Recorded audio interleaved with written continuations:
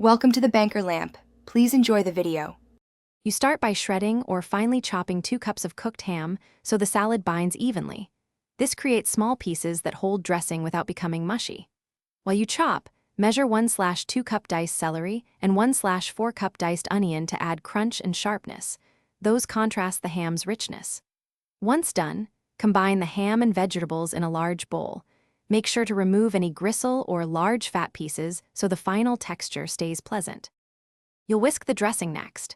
Mix 2/3 cup mayonnaise with 2 teaspoons mustard and 1 tablespoon vinegar to balance creaminess and acidity. This prevents a cloying result. Then season with 1/2 teaspoon salt and 1/4 teaspoon black pepper. Taste and add a pinch of sugar or paprika if you want a sweeter or smoky note.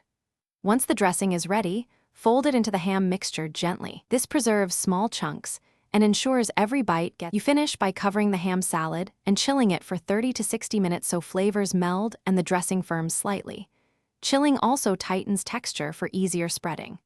When ready to serve, stir once to reincorporate any settled juices and plate on bread, crackers, or lettuce, garnishing with fresh herbs. If the salad becomes watery, drain excess liquid and add 1 to 2 tablespoons more mayonnaise. If it tastes flat, brighten with a splash more vinegar or a squeeze of lemon. Thanks for watching. If this was helpful, leave a like and consider subscribing. See you next time.